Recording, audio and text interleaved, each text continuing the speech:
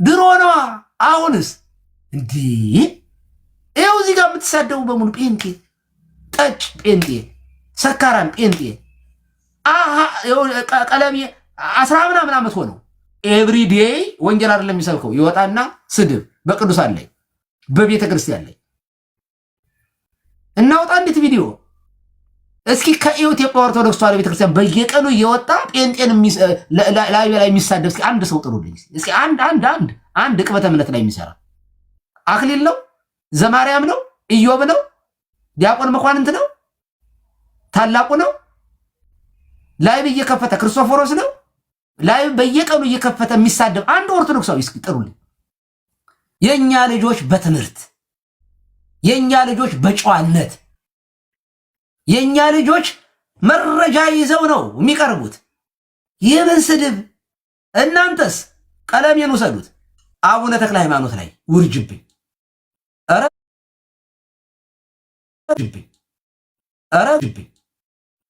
ተረፈ። በእርግጫ አይደል የሚለው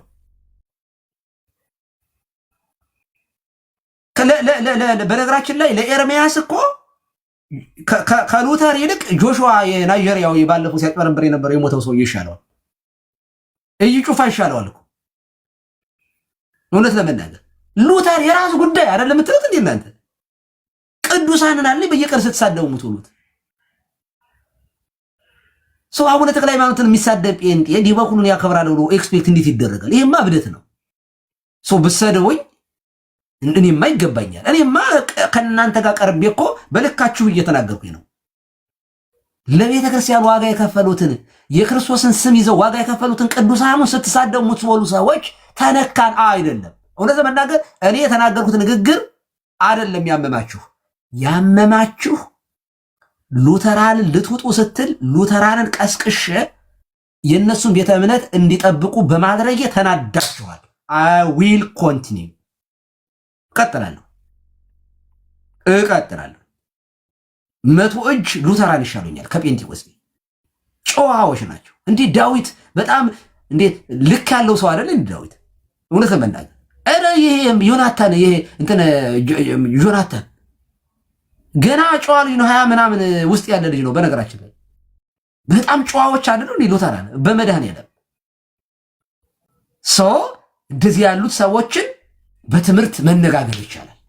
ወደፊት እኮ ከነ ዳዊት ጋር እኮ ዲቤት እንገባለን። ግን በጨዋነት እውነት በትምህርታቸው እኮ መብታቸው ነው። የወደዱትን እምነት እኮ የመከተል መብት አላቸው። በነገራችን ላይ በትምህርት ወደፊት በጨዋነት በመረጃ እናወራለን። ምን ችግር አለ? እናንተ ግን ጴንጤቆስጣንስ እምነት ብቻ ብሎ ዲቤት ይገባና ወር ካልሆነ ብሎ ይወጣል። ለምን? እንደ በመሰለኝና በደሳሌ ነው። ጥቅስ እንደ ራስ ፍላጎት ነው። የአባቶች ትርጓሜ አይታይም። ምን አገባው ሉተር? ኢቭን እንኳን ሶላዎች እንኳን 5 ሶላዎችን የምተረጉሙበት በራሱ 5 ሶላዎችን ሐሳብ ባመነጨው በሉተር እይታ ሳይሆን በራሳችሁ። ለምሳሌ ሉተር እምነት ብቻ ሲል ምስጢራትን ያገለለ አይደለም። ጥምቀትን አግልሎ ቅዱስ ቁርባንን አግልሎ አይደለም። እናንተስ እምነት ብቻ የሚለውን ወሰዳችሁና እንደፈለጋችሁ ያመነ ሰው ድነቱ አይጠፋም። እሺ ከዚያስ ትሳደባለህ። ላይቭ ከፍተህ ስም ቀይረህ ትሳደብና እሺ አሁንስ ድነት ይጠፋል አይጠፋም? ያመነ ሰው ኃጢአት አይሰራም። የዳነ ሰው ኃጢአት አይሰራም። ሲጀመር የዳነ ሰው እንዴት ኃጢአት ያደርጋል? ተመጻደቃችሁብን እኮ። ከዚህ ቀደም አንዱ አሰለችኝ ማርያምን እንደዚህ እያለ የዳነ ሰው ኃጢአት ሳይሰራም ሲለኝ አንድ ጴንጤ ራሱን ያጠፋ ነበር። ታዲያ ሀገር ራሱን ያጠፋ ይሄ ጽድቅ ነው ወይ ብዬ ተናገርኩኝ ማለት ነው። እኔ ደግሞ አላስችለኝ ብሎ እሱ ብቻ ሳይሆን አብይ አህመድ ስንቱን ሰው ጨፍጭፎ የለ እና ኦርቶዶክስ ነው ወይ አልኩኝ። እኔ የስንቱን ደም አፍስሶ የለ ጴንጤ ኃጢአት አይሰራም ካልከኝ የዚህ ሁሉ የሚሊየን እንደሚያፈሰሰ ሰውዬ ይሄ ጽድቅ ነው ወይ ብዬ ተናገርኩኝ። እኔ ደግሞ መቼስ አፌ አያርፍም። ከዚያ እንዴት እንደዚህ ይናገሩናል? ራሱን ባጠፋ ልጅ ላይ እንደዚህ ተናገሩ ብሎ ያዙ ይልቀቁኛል። እንዴ አርፋችሁ ተቀመጡ፣ አትዋሹ እንዴ። እኔ ግን እንዲህ በኩሉ ኃጢአት ቄስ ኃጢአት አይሰራም ብዬ አልልም። ኃጢአት እሰራለሁ፣ ግን ንሳ ስገባ ኃጢአቴ በክርስቶስ ደም ይታጠባል ነው ትምህርቱ። እሱ ነው እናንተስ የዳነ ሰው ኃጢአት አይሰራም አላችሁኝ። ኦኬ ኃይሉ ሻውል ዶክተር ኃይሉ ዶክተር ሻውል ምን እየሰራ ነው? ድህነት አይጠፋም የዳነ ሰው እንዴት ኃጢአት ይሰራል ብለህ ሽማግሌ ሆነ ስተናገር ነበር። እንዴት ዛሬ በዚያ ደረጃ እንዴት ትሰድበኛለህ? የዳነ ሰው ኃጢአት አይሰራም ብለህ ነበረ። ምን ነው አስቼ ወንድማችን አስቼ በዚህ በሃይማኖት አበው እንቅስቃሴ ላይ ያለ ከቤተ ክርስቲያን ከተባረሩት አንዱ ነው። ይሄ የታድሶ እንቅስቃሴ ውስጥ የነበረ ወንድማችን ነው። ያው ከቤተ ክርስቲያን ተባረሩ የወጣ ነው። ትልቅ ሰው ነው። በስልሳዎች ውስጥ ያለ ሰው ነው። አይ ሪስፔክቲቭ እውነት ለመናገር አከብራለሁ። ግን ስሜን ላይቭ ላይ ለጥፈህ ፎቶ ለጥፈህ ስሜን ቀሲስ ደበሱ ብለህ ስትሳደብ ስታሰድብ መዋልህ እግዚአብሔር ይባርክህ። አመሰግናለሁ። ቴንኪው። ግን ሁለተኛ ኖ ሞር ጴንጤ ኃጢአት አይሰራም የዳነ ሰው ኃጢአት አይሰራም እንዳትሉ። ኖ ሞር እንዳትሉ። ሞራል የላችሁም። ይሄንን ቪዲዮ ሪከርድ ተደርጓል። ኦኬ የዳነ ሰው ኃጢአት አይሰራም ስትል አመጣልሃለሁ። የዳነ ሰው ኃጢአት እዚህ ጋር የዳነ ሰው ኃጢአት አይሰራም የምትለው ከታች ሆኖ በኮሜንት የሚሳደበው ጴንጤ ነው። እና ስድብ ጽድቅ ነው። በእናንተ ቤት እየባረክ ነው። ቀረ ድሮ ነው አለ ሰውየው ነው። ለምለሚቱ ሀገሬ እያለ ይዘፍናል አሉ። እና ይህ አያሌው አርቲስት አያሌው ልጁ ነው እዚህ ቦስተን። ከዚያ አባዬ አሜሪካን ያላየ ሰው መቼም አሜሪካ ሀገር በጣም ለም ሀገር ናት በነገራችን ላይ። እና አባዬ አየ ደኑን ቦስተን አካባቢ ኒውዮርክ ምናምን ጫካውን አዩና ሰውየው አባዬ ለምለሚቱ ሀገር የኢትዮጵያ እያላችሁ የምትዘፍኑላት ይችን በንዳድና በድርቅ የተመታች ሀገር ምናምን ይላል። ድሮ ነው አለኝ አሉ አባቱ። እና ጴንጤ ጨዋ ነው ምናምን ድብቅ ነው። ገና ጊዜ ስላልነበራችሁ ገና በጣም ጀማሪ ስለነበራችሁ እንደ ጳጳስ እንደ መናኝ አርጓችሁ ነበር። አሁን የመንግስትነት ስሜት ተሰምቷችሁ የበላይነት ስሜት አገሩን ተቆጣጠራችሁ፣ ማስፈራራት ጀመራችሁ፣ ማሳሰል ጀመራችሁ። ይኸው እነተመስገን ታሰሩ። የእናንተዎችስ ጠንቋይ ደብተራ በታቦታችን ላይ በጳጳሶች ላይ የሚሳደቡ አይነኩም። ባለ ጊዜ ናችሁ እናንተ። ግድ የለም ዜር ኢዝ ኤ ታይም ፎር ኤቭሪቲንግ። ለሁሉም ጊዜ አለው። ኦኬ የብልጽግና መንግስት ማለት የጊዜ ጉዳይ ነው። አየር ላይ ያለ በነፋስ ላይ ያለ መንግስት ነው። ተገርሱሱ ሲወድቅ ያኔ ሹልክ ትላለ በየቦታው። ተላቀቅ። ሃይማኖታዊ መንግስት የለም።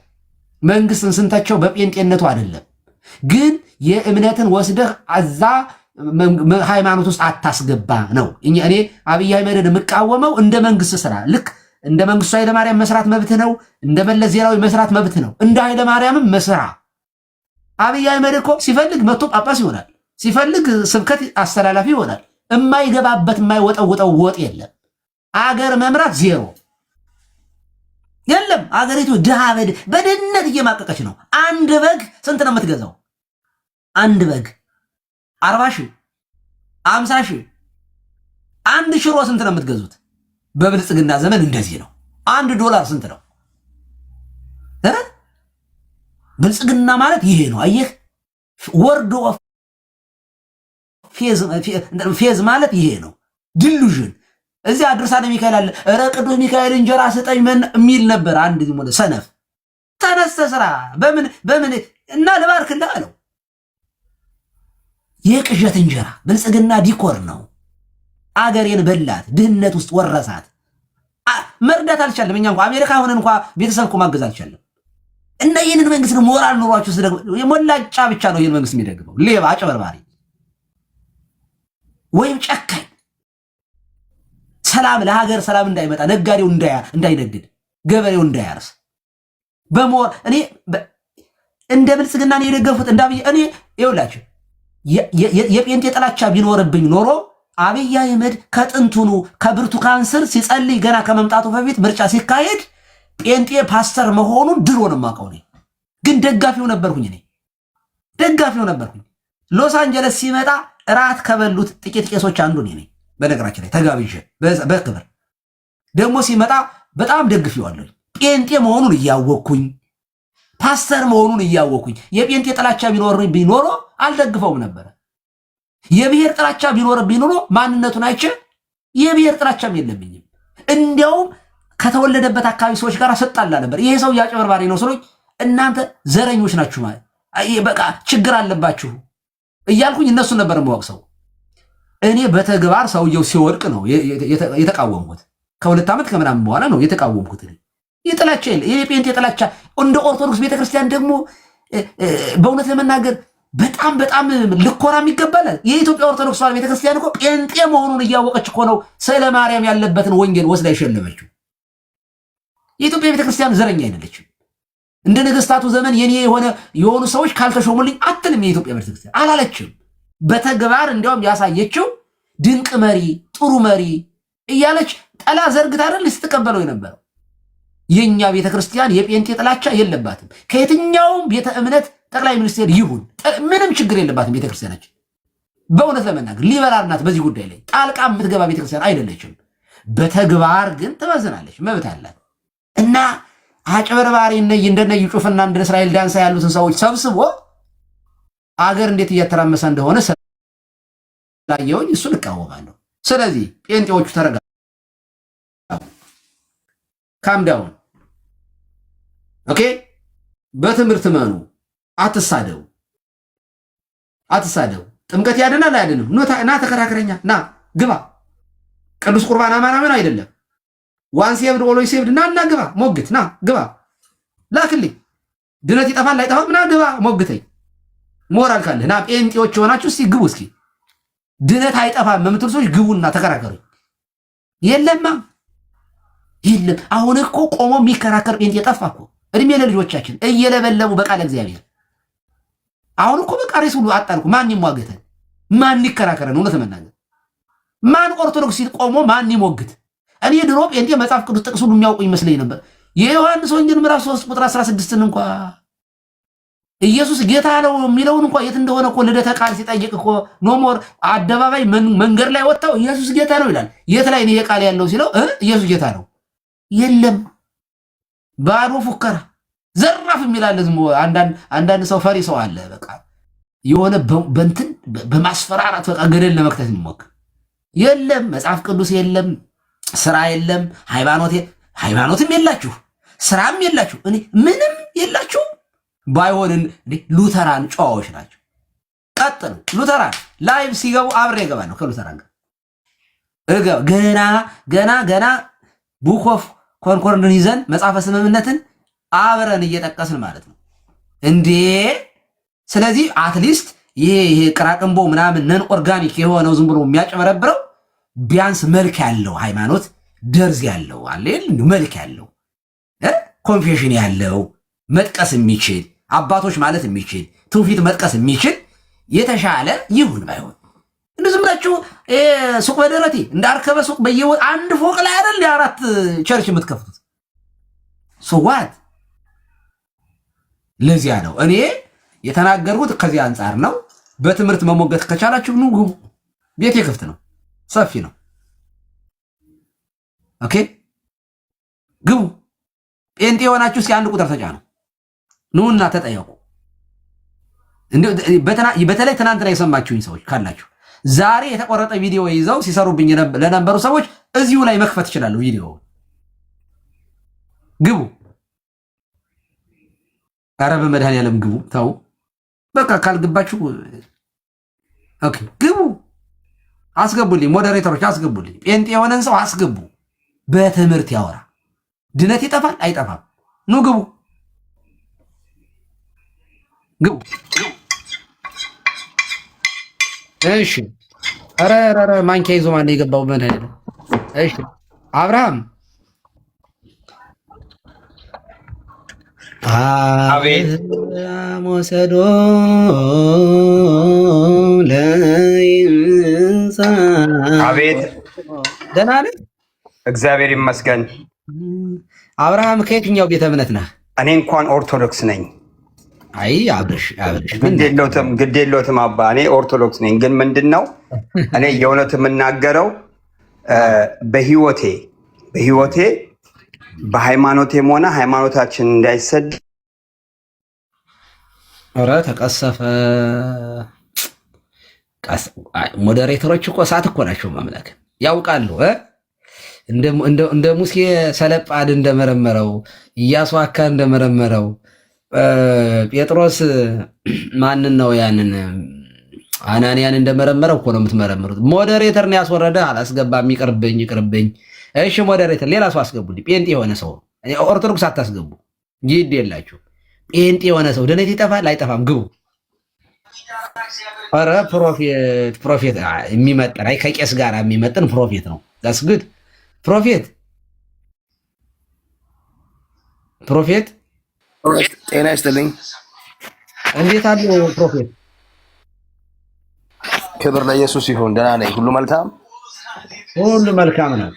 አይ ከየትኛው ቤተ እምነት ነዎት እንዳልነዎት ያው እንትን ሉተራን እንዳልሆኑ ገብቶኛል። ከየትኛው ዲኖሚኔሽን ነዎት ፕሮፌት? ቀሲስ አንዴ ትንሽ ደቂቃ እንትን ላድርግ። ሪፖርት ነው ትንቢት ልትና። እሺ ሌላ እስከዚህ አስገቡልኝ። ሞዴሬተሮች አስገቡልኝ። በነገራችን ላይ እዚያ ስትሰድቡኝ የነበራችሁ ኤፍሬም ካለ ኤፍሬምን አስገቡልኝ። ኤፍሬም ባለ ጊዜ በጣም ወደው ማከብረው ወንድሜ ነው። ተከፍቶብኛል፣ ግን የሱ አስተያየት ረጋ ያለ ስለሆነ ኤፍሬምን ቆይ እስኪ ሸር ላድርግለት። ኤፍሬም ወዳጅን እንዴት ነበረ? ለኤፍሬም ላኩለት። ኤፍሬም ባለ ጊዜ ላኩልኝ፣ ሸር አድርጉለት። እሺ ፕሮፌት፣ ኧረ ፕሮፌቱን ዛሬ ፕሮፌት በፕሮፌት ትንቢት ልታስነግሩብኝ ነው እንዴ? ፕሮፌት ደግሰው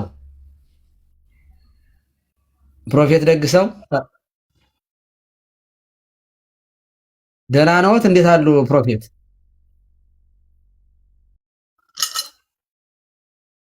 ሚውት ሆነው ነው የሚታዩ። ደህና ነኝ። ከየት ቤተ እምነት ነዎት ፕሮፌት?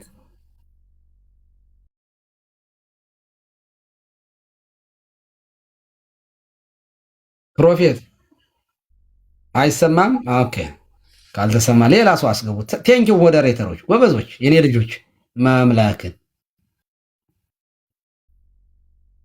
እሺ ፕሮፌት ሲመለሱ ይንገሩኝ። እሺ ፕሮፌት ወይ ወረዱ። የዘንድሮ ትንቢት አልተሳካም። ምን ነው አንድም ትንቢት ሳትናገሩ? እሺ አይ ካዶሽ ሰላም ነው ቀሲስ? ካዶሽ እንዴት ሰላም ነው? አሎ ክብሩ ይስፋ ለአባትና ልጅ። አረ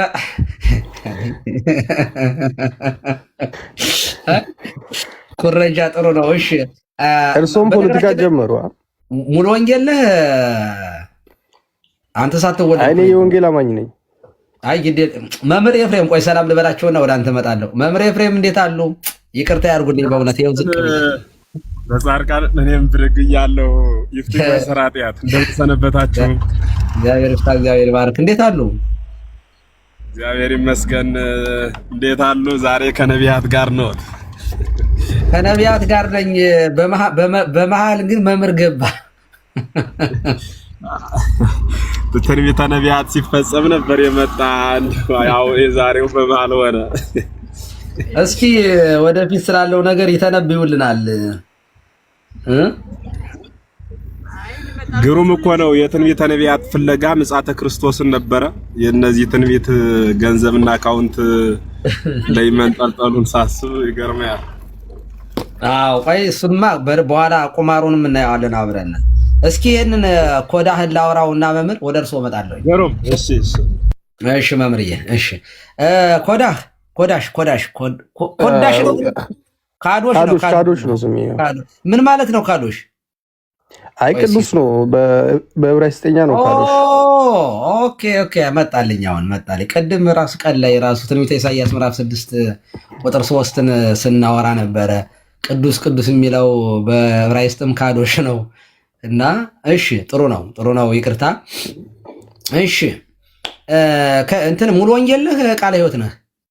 ካዶሽ እኔ የወንጌል አማኝ ምንም እኮ በኢሴንሻል የሆነ ትምህርት አንድ ነው። ሁላችንም እኮ አልሰማም። እንደዚህ የሚባል የለም። ከ45 ሺህ የትኛው ነህ? የትኛው ውስጥ አንድ ዶክትሪን ሰርተን እኮ ዌብሳይት ለቀናል። ዓለም ሁሉ የለም ካዶሽ። አይ አሁን የምትታወቅ ሰው ስለሆነ አባቶች ልክ አይደሉም እያሉት ነው ወይስ አልገባኝም? የለም ንገረኝ፣ የትኛው ቤተ እምነት ነህ? ቶሎ በል። አይ እኛ ጋር ልዩነት የለም፣ ሁሉም የወንጌል አማኞች ነን። ሃይማኖቴ ነው። ሶሪ በጣም ውረድ፣ በቃ አስወርዳለሁኝ። የማትናገር ከሆነ ይቅርብኝ፣ በአክብሮት ውረድ፣ በቃ ተው። እኔ በእምነታችሁ ለምን እንደምታፍሩ አይገባኝም። አያውቁትም እንዴ ቀሲስ? እንትን ነዋ ገና አጣጥለው ምናምን ነው። ከ45,000 እኮ አንዱ ኧረ ልጁ ጋር እንጂ ልጁ ገጥሞት አያውቅም። ላይ አውቀዋለሁ፣ ግን እኔ ጋር ከየትኛው ግን እንደሆነ አላውቅም። አሁን መጨረሻ የሌለው ነው። ዋል ወማህለቅት ነው ለወሬው ለዜናሁ ሌላ ዜናንማ ቤት ያውቃታል። ወሬ ብለን በዚያው ተርጉምለት ሁለት የከምንደት ወሬ ሌላ ሰው አስገቡ እንዴ! እምነት አይጠፋም። ተው እንጂ ኧረ ተው ግቡ። ዋንሴብ ተው ግቡ። ኧረ ተው ግቡ እንዴ! በትምህርት መሞገስ ያቅታችሁ ላይቭ ከፍታችሁ ቀሲስን አይ ትናንትና ተከባብረን ተለያይተን ነበር። ቤሊ ገባ። አይ መከራዬ። ቤሊ ሰላም ነው? አላወራውም። ደህና ነህ ቤሊ?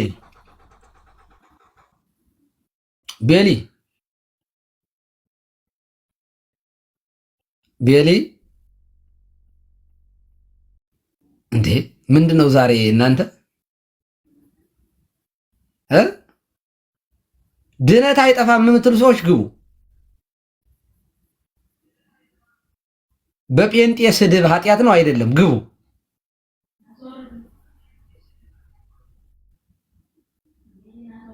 ቤሊ ካልተናገረ ይወረድ። በቃ ሞዴሬተር ሌላ ሰው አስገቡ። የኤማሁስ መንገደኞች ቤሊን አውርዱት። እየተሰማው አይደለም፣ ይውረድ። እሺ የኤማሁስ መንገደኞች ሰላም ደርሶ ይሁን።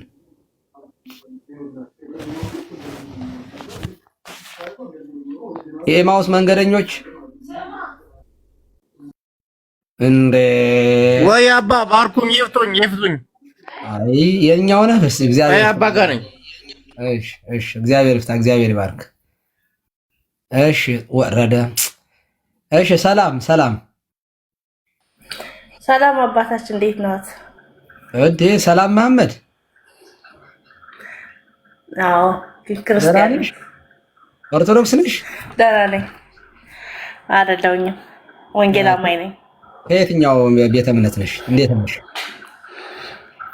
አንቤጤ ቆስጣ ነኝ። አይ ነው ግን ከየትኛው? ከ45,000 የትኛው ነሽ?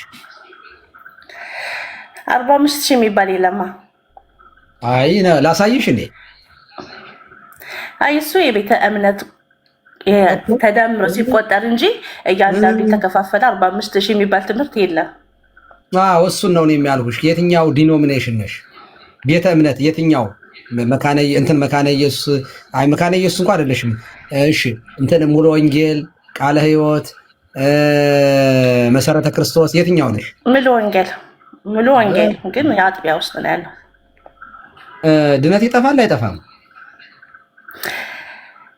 መጀመሪያን ከመናገር በፊት ይቅርታና አባታችን ለምን ግን ይቅርታ አይጠይቁም? ትናንት የተናገሩት ነገር እኮ በጣም ከባድ ነው እውነት። አሁን ከመዋየታችን በፊት እኮ መጀመሪያ ንጹህ ልብ ያስፈልጋና እኮ ለምን ነው ይቅርታ አይጠይቁም? ምን ተቆማል? አሁን በልጅ ላይ የተናገሩት ነገር በጣም ከባድ ነው። እስኪ ምንድን ነው ያልኩኝ? ልጆቻችን እነሱ ጋር ትምህርት ቤት የሚሄዱ ከሆነ የኛ ልጆች ይበላሹብናል፣ ጨዋ ይሆኑብናል ያሉት ነገር ትክክል አይደለም። የኛ ልጆች ጨዋ አይደለም። አይ አላልኩኝም። ማስረጃ ብለው እኔ እኮ ሰምቻችኋለሁ። እዚህ ነበር ሲያረጉኝ የወጣው። እሱማ ውሸት ነው። የእናንተ ስድብ ሪንስ ያደረኩት እኮ እሱን ነው። ስድብ ነው እሱ፣ ውሸት ነው። የተቆረጠ ቪዲዮ አምጥተው ነው የከፈቱላችሁ።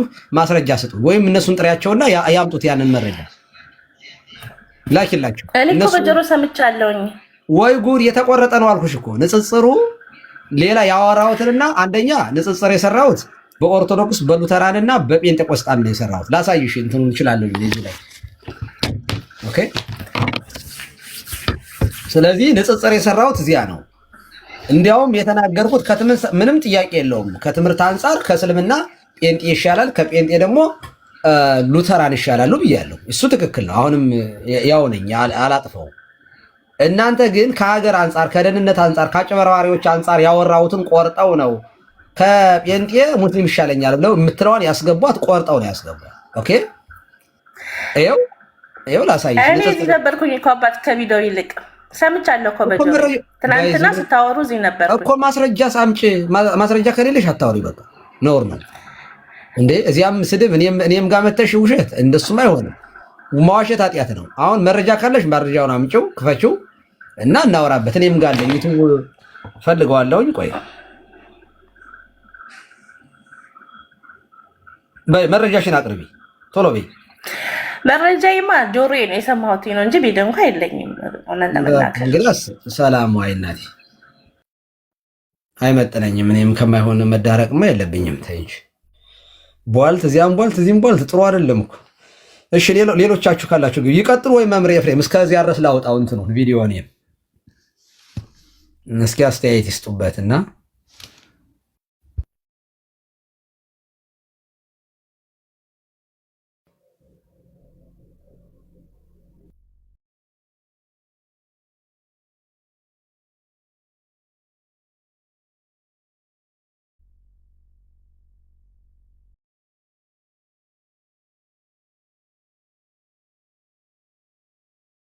ሌላ ሰው አስገቡ ማለት ነው።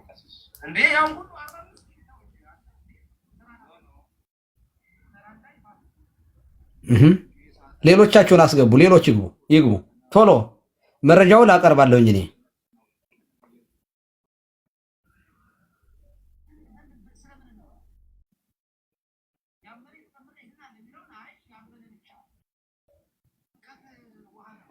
ሌሎች ኦኬ፣ ሌሎች አስገባችሁ። በጣም ጥሩ። ቮልካኒክ አቤት ቀሲስ እንደምን አመሹ? እሺ እግዚአብሔር ይመስገን። እሺ ታጂ አንዴ ፕሮቴስታንት ነኝ። ከየትኛው ፕሮቴስታንት ነኝ? ሉተራን ነኝ። ለእርሱ አንዳንድ ጥያቄዎች ማቅረብ ፈልጋለሁ። ቆይ አይ ከሉተራን ጋር ለጊዜው አናወራም። በእናንተ ምክንያት ነው። አይ ቆይ ፖለቲካ እናንተ ወይም ከሉተራን ውስጥ የገባችሁ ጴንጤዎች ናችሁ እንጂ በዚህ ሰዓት ላይ እንደውም ይሄ በጣም እየወረዱብኝ ያለ በእናንተ ምክንያት ስለሆነ ከእናንተ ጋር ሌላ ጊዜ ነው የምናወራው። ሌላ ታጊ እሺ፣ ታጊ ማን ሚውት አድርገውና ቆይ ህፃን ልጅ እየረበሸኝ ስለሆነ ነው እና አሁን ትንሽ ቆይቼ ተመልሼ ልግባ። እሺ ሌላ ሰው አስገባ። ሳክራሜንት የሚያምኑ ካልቸር ያለ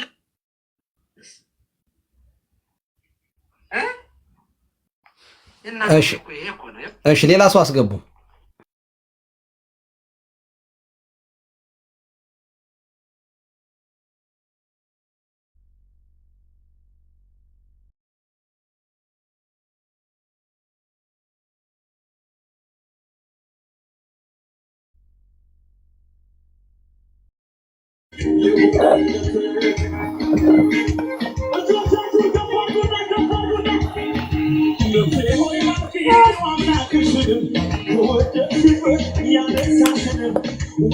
ኧረ ዘፈኑን ቆይ ዘፈኑን እንዴ ጎንደርኛ ያለቀቃችሁብን እኮ። አይ ቲንክ ደግሞ የጴንጤ ጭፈራ መሰለኝ። አይ ጥሩ አውቄ ኦን ፐርፐዝ ነበር ጸጥ ያልኩኝ። አይ ጎንደርኛ እያችሁት የነሱ መዝሙር የሚሉት ነው በነገራችን ላይ። አይገርምም? ይሄ ነው እኮ በቃ ይሄ ነው።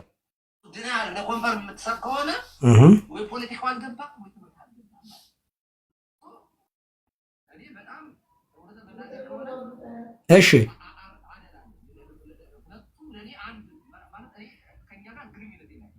በነገራችን ላይ ስድብ ነውርና የማይገባ ስርዓት ከሆነ እህታችን አሁን መጣ ስርዓት ለማስያዝ እና ይቅርታ ለማስጠየቅ ደፋ ቀና ስትል ሰምቻት በጣም እየተገረምሁ ነበረ። እና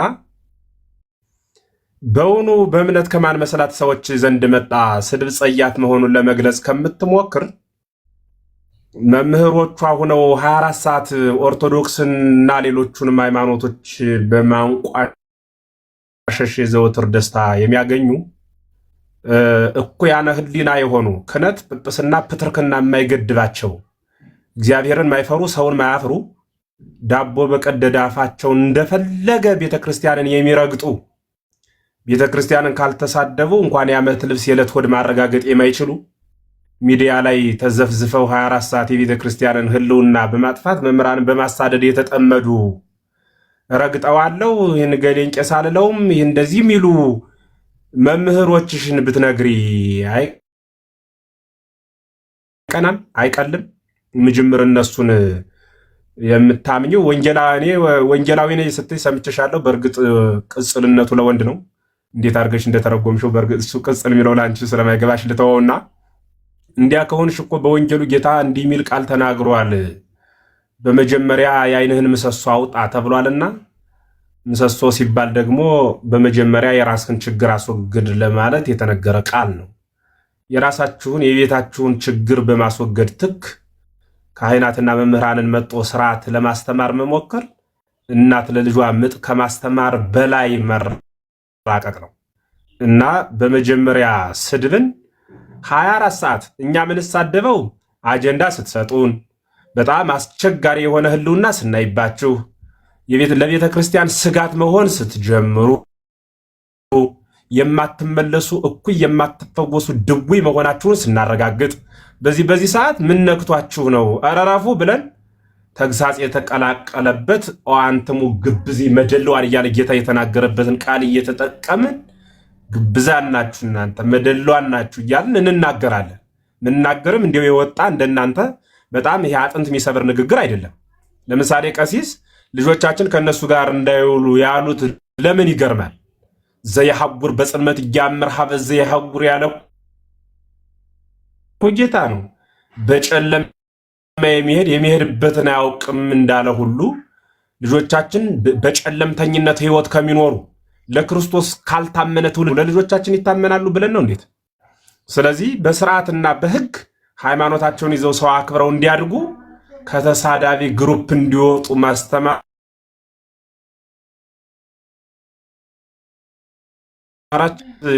የሰውን ስም በማጥፋት ቤተክርስቲያን ተቋምን በመጽረፍ የሚተዳደሩ ግለሰቦች ስላሉ እነሱን ተው ብሎ ማስተማር፣ መምከር፣ መገሰጽና ስርዓት ማስያዝ ልመዱ።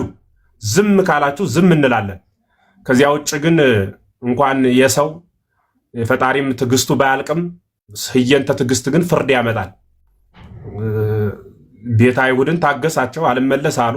እድሜ ሰጣቸው አልመለስ አሉ። በኋላ ግን ጥጦስ የሚባል መንግስት አስነስቶ አጥፍቷቸዋል። እኛም እናስተምራለን እንናገራለን። አድማጭ ካጣን ግን ብለን አንደበታችን ጥጦሳዊ እናደርገዋለን። ስለዚህ ያ ድርጊት ከመምጣቱ ይልቅ ማስተዋል፣ ለመከበር ሌላውን ማክበር፣ ለመወደድ ሌላውን መውደድ፣ ለመማር ንጹህ ሕሊና ይዞ መቅረብ እሱን እንድታደርጉ ለማለት ነውና እንዲው ሳትረሽ በዚያው ወጠሽ ሩቅ ሳትሄጂ ልንገርሽ ብዬ ነው። በእውነቱ በዚህ ልክ ደፈር ብለሽ አስኬማ መላእክት የተጫሙ አባቶችን የሚያረክስና የሚወቅስ መስቀል የያዙ ካህናትን የማያፍርና የማይፈራ 24 ሰዓት በስድብ የተወጠረ እንደ ንጉሥ የምትከተሉት የእናንተን ጭፍሮች አስቆሙና ከዚያ ሳትነግሩን እኛ እናቆማለን። እኛ እንስደባችሁ ይሁን ዝም ብላችሁ ቁጭ ብላችሁ አዳምጡን። ግን ይሄ በሀገራችን አባባል ከእናንተ ቤት እንብላ ከኛ ቤት ምን እንበል የሚባል ታሪክ አለና እሱ እንዳይሆን ስርዓት መያዝ ይጠይቃል ማለት ነው። መላከ ገነት ይቀጥሉ። ሰበር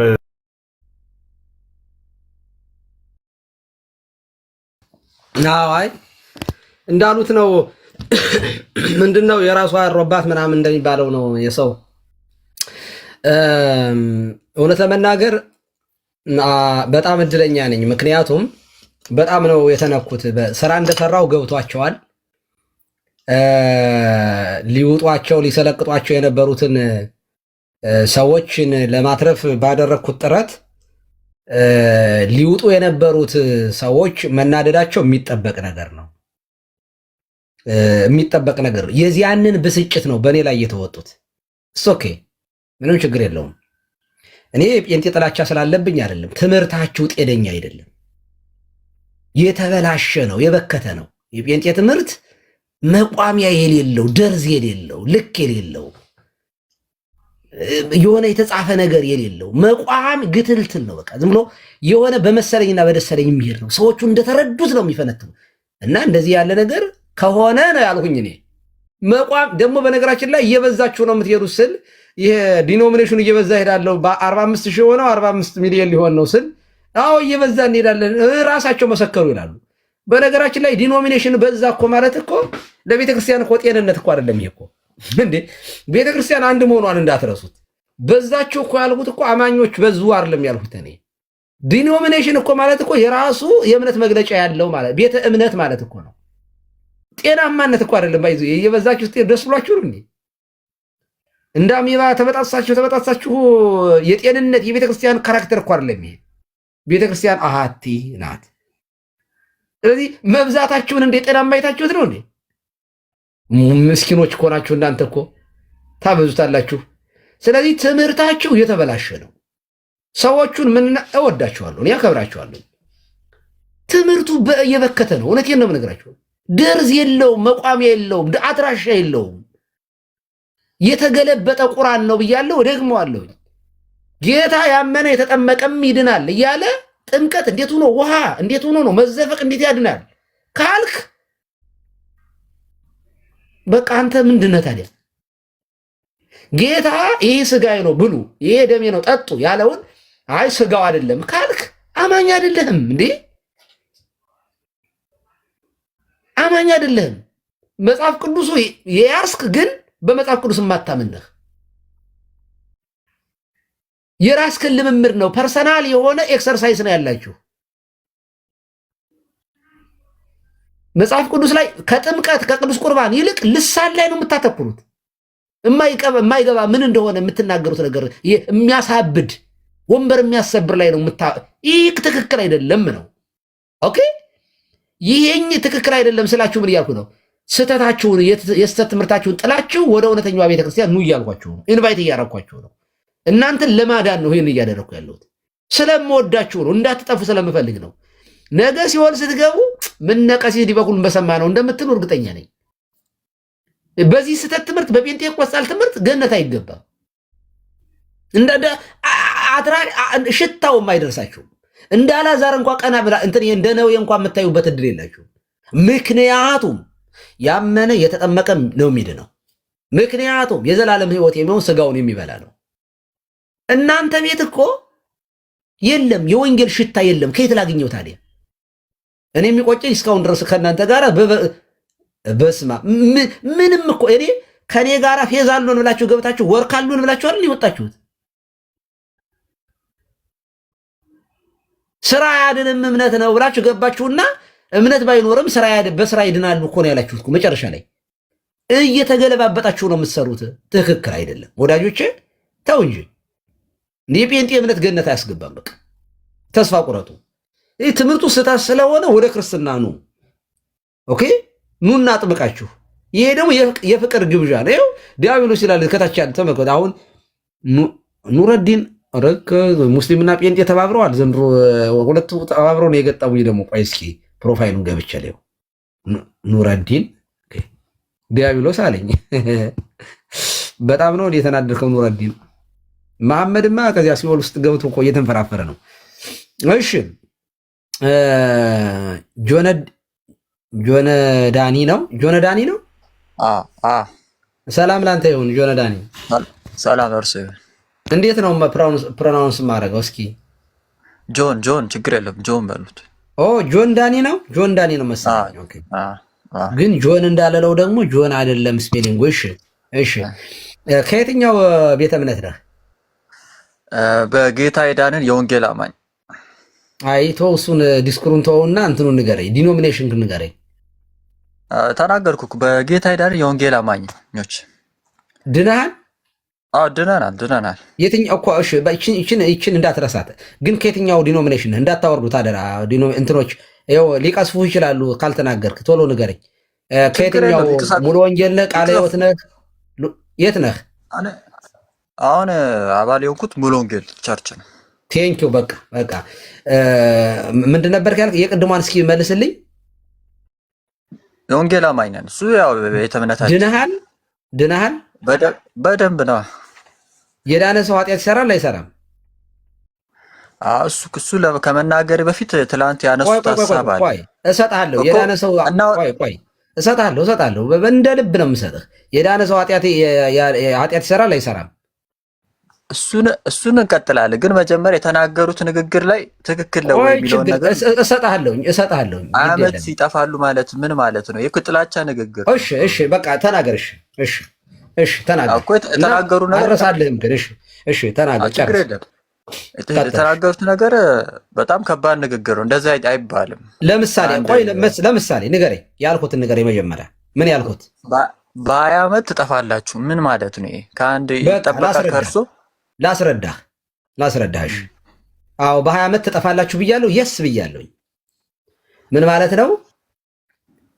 ትምህርታችሁን ነው ትጠፋላችሁ ያልኩት። የጴንጤ ትምህርት ማለት ይኸውልህ፣ ለምሳሌ ጉግል ብታረግ በ10 ዓመት ውስጥ አሁን 45,000 ምናምን ከ45,000 አፕሮክሲማክስ ሲቀራረብ ወደ ከ45 እስከ 60,000 ደርሳቸዋል።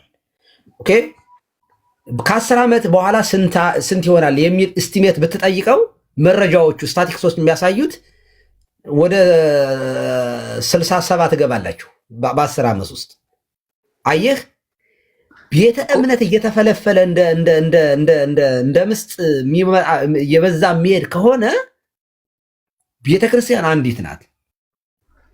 ቤተ እምነት በበዛ ቁጥር ቤተክርስቲያን ጠፋች ነው የሚባለው።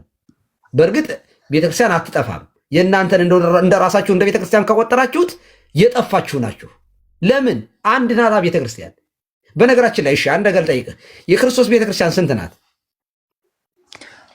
ከሱ ከማውራቴ በፊት ምኑ ጋር ነው እኛው የጠፋ ነው? ይንገሩን። የቱ ጋር የጠፋ ነው እኮ ልነግርህ። እሱን ለማስረዳት ነው።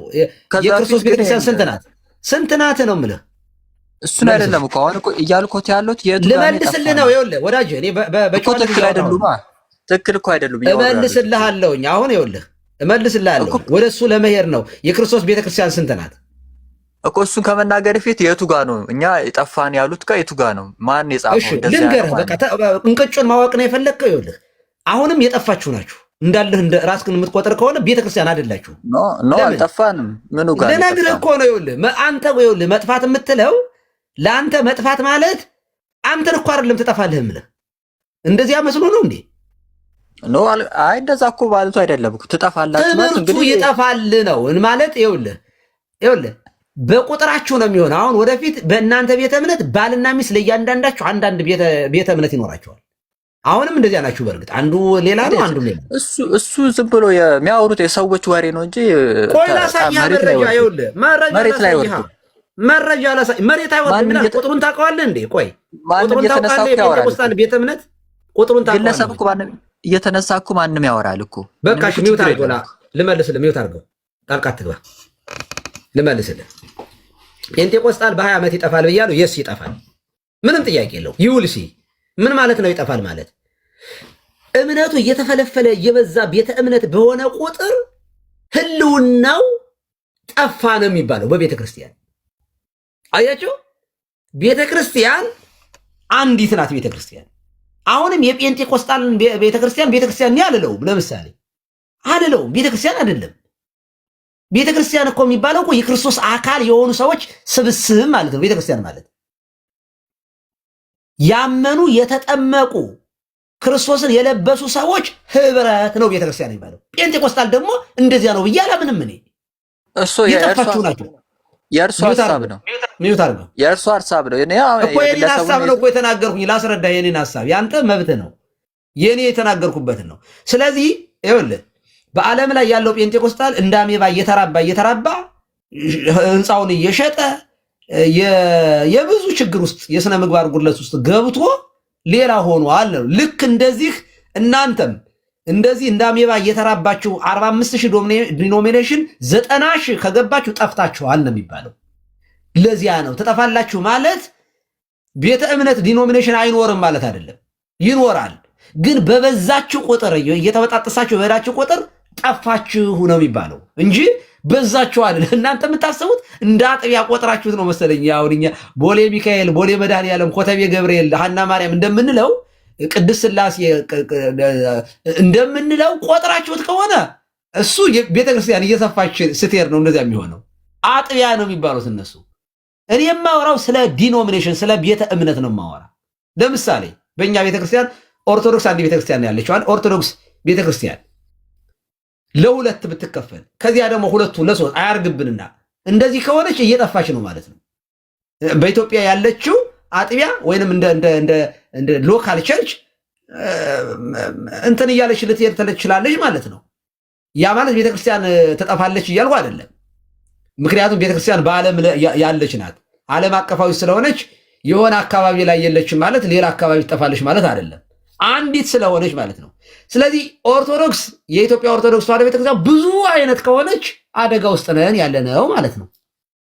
ለዚያ ነው ትጠፋላችሁ ማለት እናንተ ሰዎቹ ትሞታላችሁ እያልኩ አይደለም። እንደዚህ አይደለም፣ አይሆንም። እንደዚያ ምንድነው የሚሆነው? ዲኖሚኔሽን እየበዛ እነ እዩ ጩፋ እየተራቡ በእርግጫ በምናምን እያሉ ሲያራቧችሁ ምን ትሆናላችሁ ማለት ነው?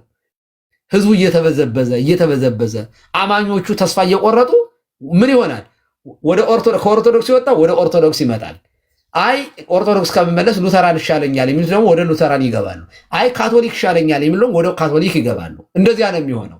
አይ ከዚህ ሁሉ ያለ ደግሞ ሙስሊም ሊሆን ይችላል። ስለዚህ ትጠፋላችሁ ማለት ቁጥራችሁ እየጨመረ ከሄደ ጠፋችሁ ማለት እሱ ነው። እሺ እኔ ወንድም እንጂ ሰዎቹ ይጠፋሉ እያልኩ አይደለም ነው።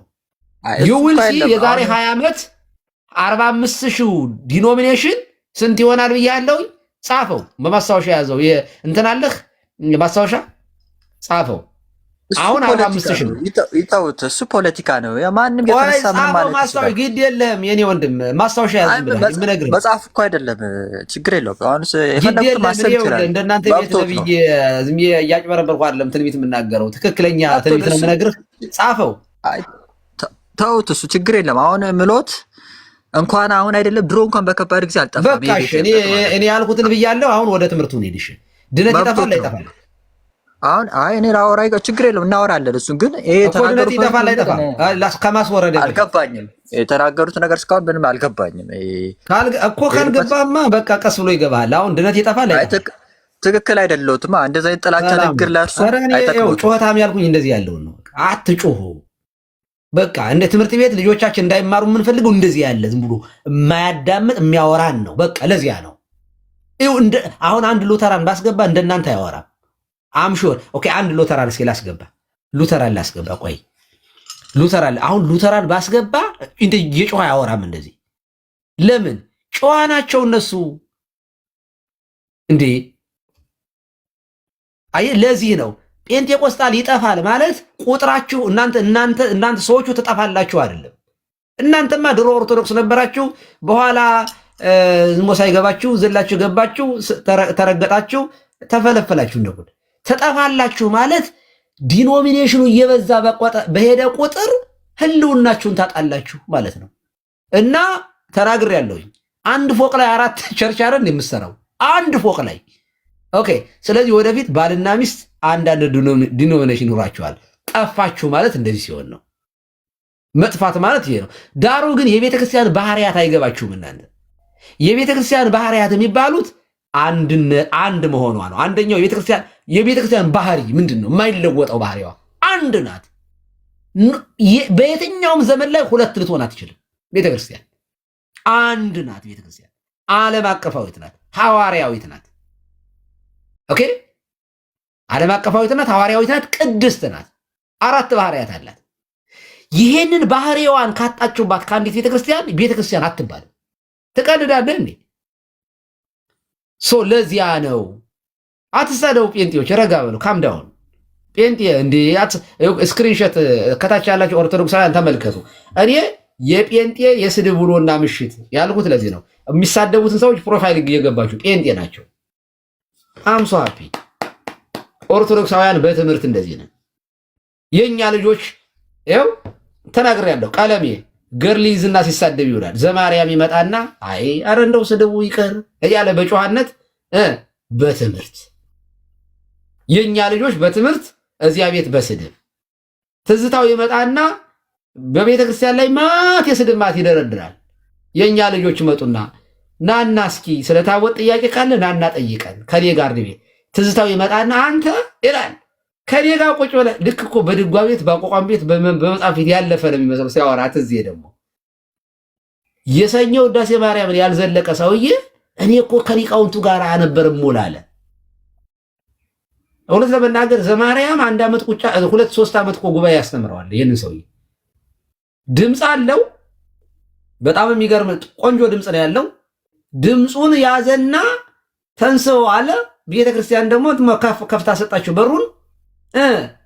ባልተማረ 10ኛ ክፍል ላይ እንዴ ዘማርያም እኮ ማስተርስ ያለው ፒኤችዲውን እየሰራ ያለ ልጅ ነው። ትዝታው እኮ 10ኛ ክፍል ላይ የ10ኛ ክፍል ውጤት ይዞ ቅድስት ሥላሴ የገባ ተባሮ የወጣ ሰው ነው። ኢቭን እንኳን በዘመናዊ ትምህርትም የለው በቄስ ትምህርት ቤትም የለው። 15 ዓመት ያኛው እንተና 15 ዓመት ሞልቶታል። ትዜ ደግሞ ወደ 6ኛ ዓመቱን እያዘ ነው። ስድብ በቃ ጴንጤ ይሳደባል፣ ኦርቶዶክስ ትምህርት ላይ ያስተምራል። እንደዚያ ነው። ኦርቶዶክስ አይሳደብም። የምትሳደቡ ኦርቶዶክሳውያን ስነ ስርዓት ያዙ። አንደበታችሁ በቃለ እግዚአብሔር የተሞላ ነው። እናንተ መምህራን አሏችሁ። ቤተክርስቲያን ተሰንዳ የተቀመጠች በቃ ስንዱ የሆነች ቤተክርስቲያን አለቻችሁ። በትምህርት እኛ እንሳደብም፣ እንደ ጴንጤ እኛ እንሳደብም። ለምን እንሳደባለን? ይኸው ላይቭ ከፍተው የሚሳደቡት ፎቶ ላሳያችሁ። እነ ዶክተር ሻውል እነ ቃሌ እነ አማን ሻሎም ተሰብስበው ስድብ ላሳያችሁ። ኮሜንቱን ሁሉ እንደ እውነት ለመናገር ይኸው ቀሲስ ደበሱ አስቼ የ60 ዓመት ሰውዬ ነው፣ ሽማግሌ ሰውዬ ነው። ላይቭ ከፍቶ ማለት ነው። ይኸው እነ ቃሌ እነ ዶክተር ሻውል እነ ሳሚ ይሄንን ቅድም እንደነገርኳችሁ እየነዳው ስለነበር ስክሪንሾት ሳደርግ ይኸው ስድቡን ተመልከቱ። ከታች በኮሜንት ይኸው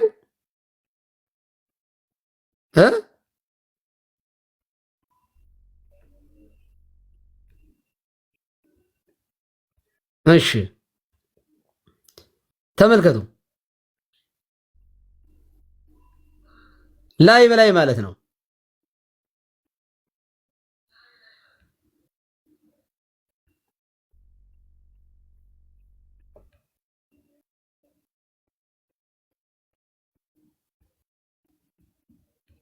ላይቭ ከፍተው በስድብ ላይቭ የሚከፍት ጴንጤ ምን ብላችሁን ነበር? ግን እናንተ ያመነ ሰው ኃጢአት አይሰራም። ኑና ሞጉት። ያመነ ሰው ኃጢአት አይሰራም ብላችሁ ኑ። ኦኬ፣ ያመነ ሰው ኃጢአት አይሰራም እንዴ? ኑ ሙሉ የውሎ ስድባችሁን ላሳያችሁ። ድነት ይጠፋል አይጠፋም? አይጠፋም። ኃጢአት ብትሰሩ እንዴት ያመነ ሰው ኃጢአት ይሰራል ብላችሁን የለ ኑ። በትምህርትም በምግባርም በሁሉም ነገር ነው ምን ጠበጥባችሁ። በቃለ እግዚአብሔርኛ በኤቪደንስ በቃ ወድቃችኋል። እውነት ለመናገር በቃ ይጠፋል ማለት ጴንጤ እንደዚህ ነው። ትንሽ 20 ዓመት 30 ዓመት ጨዋ ተጫውታችሁ ነበር። እውነት ለመናገር ጴንጤ ጨዋ ነው አይጠጣም እንደ በጣም መስላችሁ ነበረ። አዲስ መናኝ አዲስ ገዳም ገቢ ልክ 40 ዓመት የዘጋውን ቅድም ስናገር ነበር። እንዴት በዚህ ሰዓት ይበላሉ ይላል። በቃ አርምሞ ካልያዝኩኝ ቢሰግድ አይደክመው። አዲስ መናኝ የሆነ እንደሆነ የኖሩትን መናኞች ይተቻል። አዲስ ክርስቲያን ከጳጳስ ይበልጣል። ይህ ጨዋ ለመጫወት ሞክራችሁ ነበር። ወረዳችሁ እኮ ባንዴ። እናንተ ትሳደባላችሁ አትናገሩም። የእኛ ልጆች ግን ይታሰራሉ። እነ ተመስገን ታስረዋል። ጊዜው የእናንተ ነው። ይድ የለም ይሁን ለጊዜው ወታ ባይዳ ጠማ እስከ ያለህ ማለት እና ደግሞ ሞራል ኖሯችሁ እኛን ተሳደባ። እኛ አልተሳደብንም፣ እኛ አንሳደብም። ግን የጴንጤ ትምህርት ስህተት ነው። የስ ጥምቀት አያድንም የሚል ክርስቲያን አይደለም። ቅዱስ ቁርባን አማናዊ አይደለም የሚል ክርስቲያን አይደለም። አይደለም፣ በፍጹም ሊሆን አይችልም። ክርስቶስ ስለ ኃጢአታችን የተሰዋውን በግ ስጋውን የእሱ አይደለም፣ በጉ አልሞተም እንደማለት ነው። ኦኬ። ስለዚህ ጴንጤ አይድንም። ቁርጣችሁን ወቁት።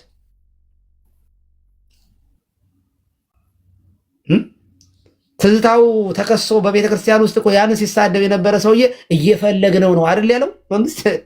እዚያ ቁጭ ብሎ አደባባይ ሚሊኒየም እሱ ይዘምራል ይዘፍናል። እየፈለግነው ነው፣ ካገኛችሁ ጠቁሙን። ከዚያስ ተነካን። እንዲሁ በጣም ለእናንተ ይጠግባል እንዴ? በዚህ ዘመን እውነት መናገር ያልፋል፣ ይድለም ይሄ ጊዜ። ስለዚህ ትምህርት ከሌላችሁ መሞገት የማትችሉ ከሆነ ዝም ብላችሁ ነው። ላይቭ የከፈታችሁ ሰው ላኩላችሁ፣ ይምጡ እና ኤፍሬም ይምጡ፣ አስቸላኩለት። ያላልኩትን ነው እዚያ ጋር ቀርቦ የተናገረው። ውሸት ይብቃችሁ። በቃ ይኸው ነው። እንደዚያ ነው። አመሰግናለሁኝ መምህር ኤፍሬም። የገባ ሰው ተጊ ልጅህን አስተኛህ እንዴ? አዎ አሁን ተኝቷል። በጣም ጥሩሽ፣ ቀጥል። የትናንትናውን ላይቬን ተከታትለሃል? አይ አልተከታተልኩም። ከየትኛው ቤተ እምነት ነህ? ዲኖሚኔሽን ንገረኝ። እኔ ወንጌል አማኝ፣ መጽሐፍ ቅዱስ አማኝ፣ መጽሐፍ ቅዱስ ሰራዊት የሚል ቸርች አለ አዲስ አበባ፣ ከዛ ነኝ። ጴንጤቆስጣል ሙመንት ውስጥ ነው ያለው? አዎ። የራስህ ቸርች አለህ? አይደለም። ቢኖረኝም ችግር ያለው አይመስለኝም። አረ ችግር ምን ችግር አለ? እናንተ ጋር እኮ ይቻላል። እኛ ጋር ሳይሆን ኢየሱስ ክርስቶስ አልፈቀደም እንዴ? ፓስተር ነህ እንዴ? አይደለሁም። አይደለም። ኦኬ። እዛ ቤት ላይቭ ከፍተው እየተሳደቡ ነው። ድነት አይታጣም ብለህ ታምናለህ? ድነት ውስጥ የገባ ሰው ድነቱን አያጣም። ቢሳደብም ኃጢአቱ ይሰራል። ለምን ኃጢአት ይሰራል? ድነት ውስጥ የገባ ሰው። በጣም ጥሩ። ኃጢአት እንዴት እንደሚሰራ ልክፈትልህ። እንግዲህ ግን መጀመሪያም አልዳኑ ነበር እንዳትለኝ ያደራ። አይደለም መጀመሪያም አልዳኑም አልልም። የትም ቦታ ላይ ባለ ጥቅስ መጀመሪያም አልዳኑም አልልም። ድነት አይታጣም። ኦኬ። ላይቭ ከፍተው እየሰደቡኝ ነው። ይኸው ቆይ እዚሁ ላሳይህ ላሳየህ።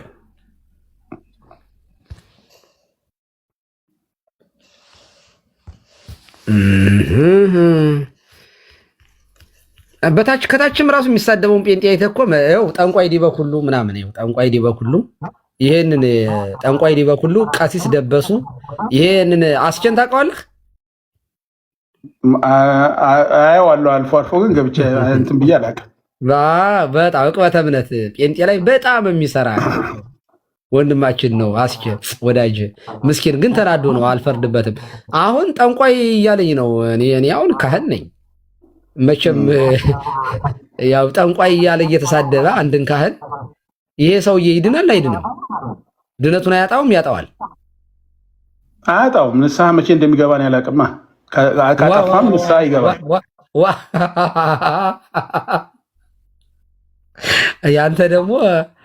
ያንተ ደግሞ ኃጢአት አይሰራም እኮ ነው ያልከኝ። አንተ እኮ የዳነ ሰው ኃጢአት አይረግም ነው ያልከኝ።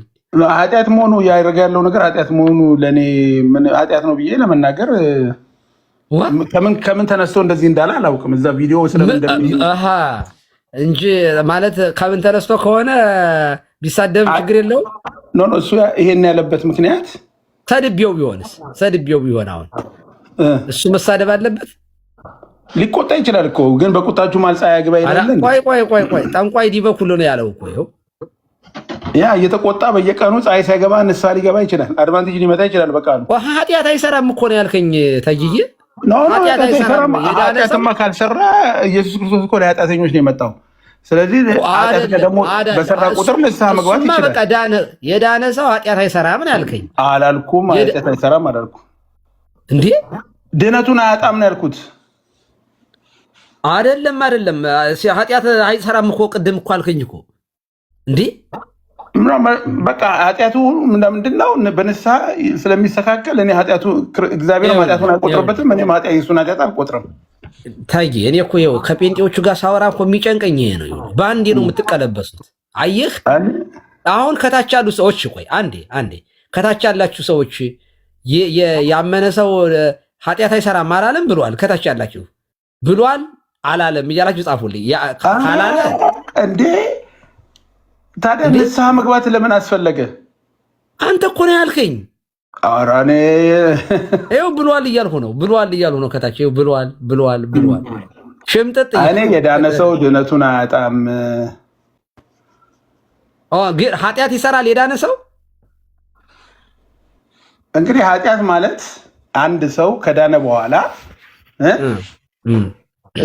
እግዚአብሔር ይስጥልን። ከታች ያላችሁት እሺ፣ ከዳነ በኋላ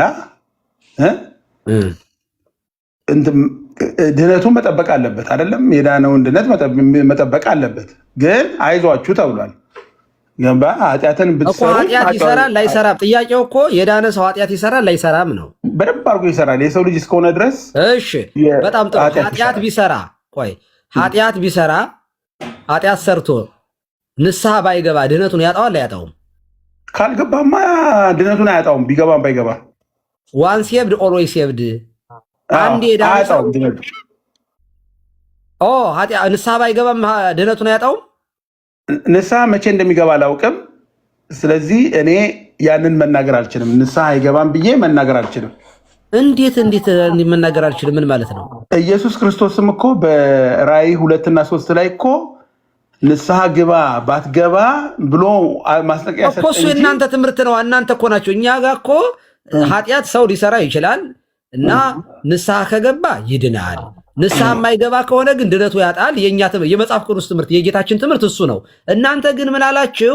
አይ አንድ የዳነ ሰው ኃጢአትን ቢሰራ ድነቱን አያጣውም ነው የምትሉት እኮ። ትምህርታችሁ እኮ ነው። አታውቀውም እንዴ ትምህርታችሁ? አንድ ሰው እኔ አሁን የምለው እኔ በተማርኩት እኔ በቸርቼ በተማርኩት ማለት ነው።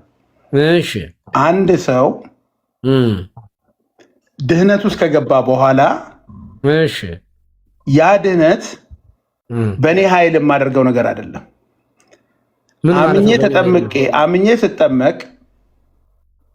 አምኜ ስጠመቅ መንፈስ ቅዱስን ስቀበል መንፈስ ቅዱስ በእኔ ውስጥ ይሆናል አይደለም? አምነህ ስትጠመቅ ነው በነገራችን ላይ የምትድነው? ኖ ስለ መዳን አይደለም መጠመቅ እያወራን ያለ ነው። ስለ መዳን እኮ ነው እያወራሁ ያለሁት። እንግዲህ አይደለም ከዳንኩኝ በኋላ ነው የምጠመቀው። በጣም ጥሩ። አሁን እሱ አንደኛ መጽሐፍ ቅዱሳዊ አይደለም። እሱ ለጊዜው ይሁን። አንደኛ መጽሐፍ ቅዱሳዊ አይደለም። ታጊ አቤት። ዛሬ መላግልነት ይግቡ ስነስት አምኖ ተጠምቆ መዳን በሚለው በጣም ረጅም ሰዓት አውርተን ተግባብተን ገብቶኛል ብለህ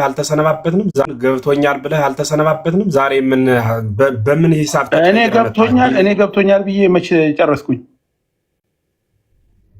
እና ዝም ብለህ ነበር እሺ ያልከን? አይ ልጁ ዝም በል እኔ ልናገር አለ። የጠየቁትን ጥያቄ ትቶ ያልጠየቁትን ጥያቄ ይመልሳል። የምናወራው አንደኛ ጴጥሮስ 3:21 ላይ ነው የምናወራው። አንደኛ ጴጥሮስ 3:21 ላይ ጥቅሱ ወጥቶ እሱ ሌላ ቦታ ሄዶ ያወራል። በጣም ጥሩ። አሁን ካነሳው ጥያቄ ላይ ያመነ የዳነ ይጠመቃል የሚል አንድ ጥቅስ ማስረጃ አንጣለኝ። እኔ ግን ያመነ የተጠመቀ ይድናል የሚል ማስረጃ ሰጣለሁ። አንተ ገልብጠህ መጨረሻ ያለውን ድነት መሀል ላይ አስገብተዋልና ያመነ የተጠመቀ ይድናል ማርቆስ 16:16 ይኸው በየቀኑ የሚጠቀሰው ቃል ማለት ነው። በጣም ደስ የሚል ጥቅስ ነው እሱ ጥቅስ። በጣም ደስ የሚል ጥቅስ ነው። አንተ ደግሞ ያመነ ያነ ይጠመቃል የሚል ማስረጃ አንተ። ይሄ እኮ ጥቅስ የጴንጤዎች ጥቅስ ነው በአንደኛ ደረጃ ማለት ነው። ለምን ልናገር? ማስረጃውን ላመጣ ነው። ኦኬ ማርቆስ 16 ቁጥር 1 እናነባለን ማለት ነው። መጀመሪያ 16 ላይ ከመሄዳችን በፊት ቁጥር 1 እናነባለን ማለት ነው። ቁጥር 1 ላይ ምንድን ነው የሚለው? እሺ ሰንበትም ካለፈ በኋላ መግደላዊት ማርያም ሰምቻለሁ። ምንድነው አምጣልኝ አልኩህ? ኦኬ አምጣልኝ ያሉኝ ምንድነው? አንድ ሰው መጀመሪያ ማወቅ ያለበት ስለ ትንሣኤው ነው። ኧረ እኔ እንደዛ አላልኩም። እንደሱ አላልኩም። ኖ ዝም ብለን እኮ 16 አናነብማ። 16 ካነበብ ነው አላልኩም። 16ም 17ም 20ም አላልሁም። አንድ ሰው ሁለት ሰውም አላልሁም። ምንድን ያለው ያመነ የዳነ ይጠመቃል ብለሃል። እኔ ደግሞ ያመነ የተጠመቀ ይድናል ብያለሁ። ማስረጃ ያመነ የዳነ ይጠመቃል የሚል ማስረጃ አንጣ ነው ያልኩት። ማስረጃ ብቻ ነው የምታመጣልኝ፣ ሌላ ወሬን ያልፈልግ።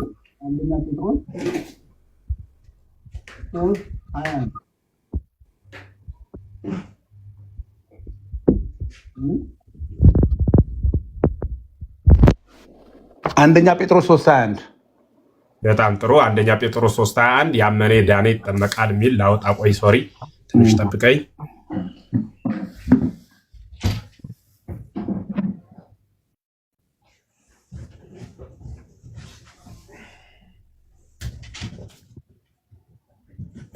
ኦኬ አንደኛ ጴጥሮስ ምዕራፍ 3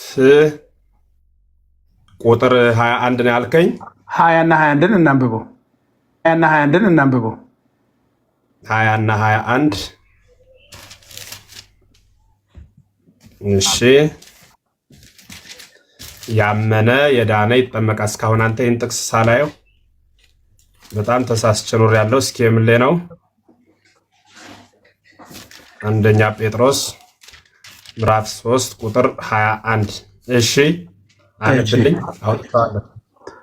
ጥቂትም ማለት 8 ነፍስ በውሃ የዳኑበት መርከብ ሲዘጋጅ ይላል ማለት ነው። ምን ላይ ቁጥር ስንት ነው? ቁጥር 20።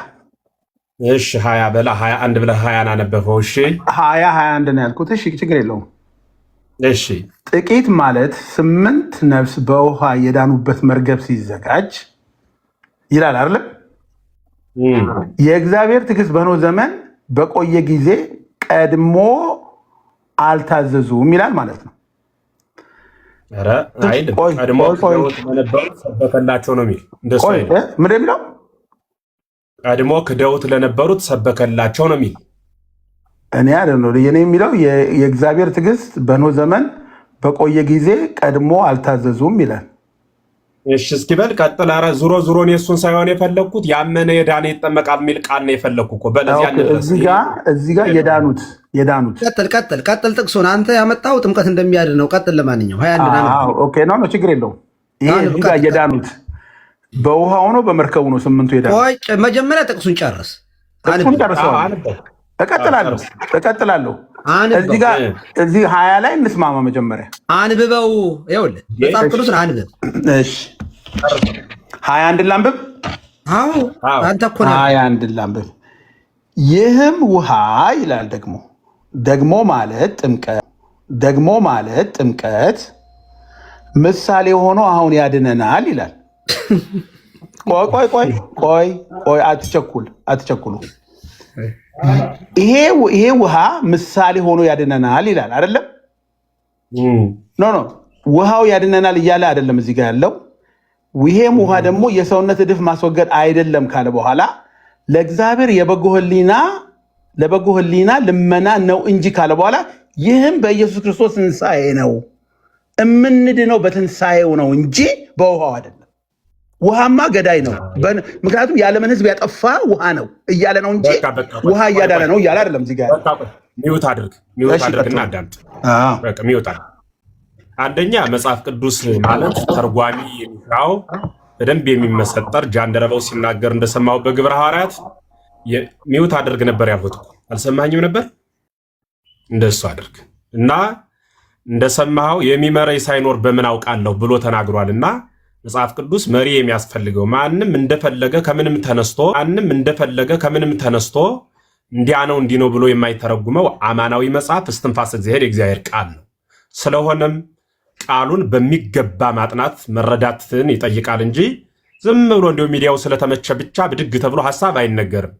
የእኔ ጥያቄ ያመነ የዳነ ይጠመቃል ብለህ ስትናገር ስለሰማሁህ ያመነ የተጠመቀ ይድናል ስለሚል የጌታ ቃል ከጌታ ቃል ጋር ቃልህ ተጋጨ ስልህ መጽሐፍ አለ አልከኝ። እንግዲያውስ ያመነ የዳነ ይጠመቃል ሚል አሳየኝ ስልህ ሄደህ ምን አወጣልኝ?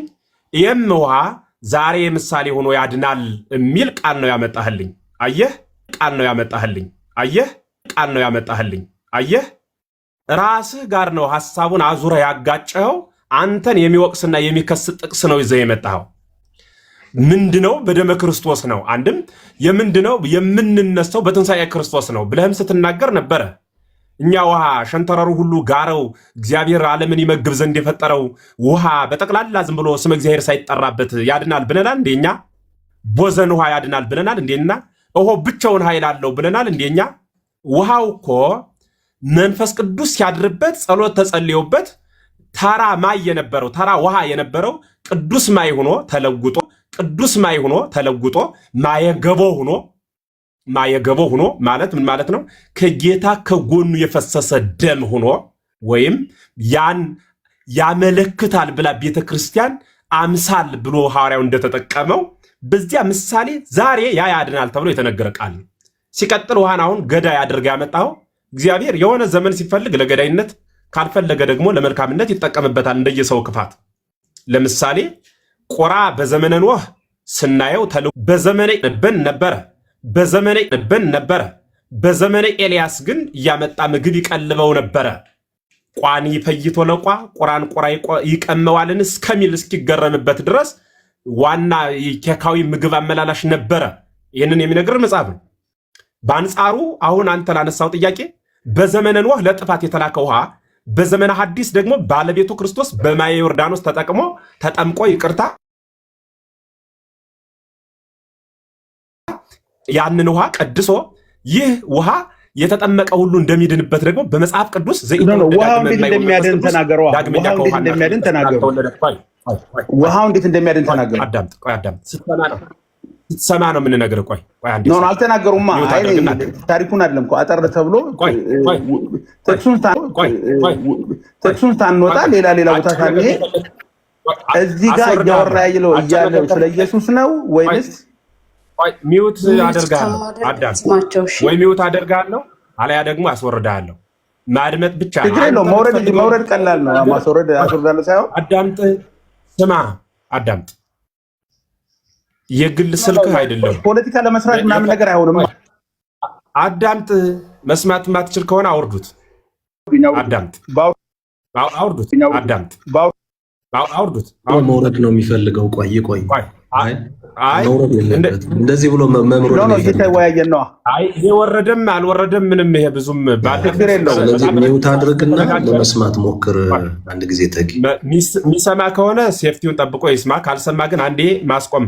እኔ የእጅ ስልክ አይደለሁም። አንተ የፈለግከውን የምትከፍትበት የእጅ ስልክ ነው። ይሄንን አስብ ያለውና ይሄን ተናገርልኝም አይባልም። የእግዚአብሔር ቃል በቅደም ተከተል ከመሰረቱ እስከ ጉልላቱ እናስተምራለን። ቁጭ ብሎ መስማት። የሚቸኩል ካለ ደግሞ መሄድ። ፖሊስ አላቆምንም፣ ፍርድ ቤት አልጠራንም። በፍላጎት ነው የገባው። ቁጭ በልና ስማ። አላስፈላጊ ቃል እየዘሩ እንደንቦሳ መፈርጠጥ ግን አይቻልም።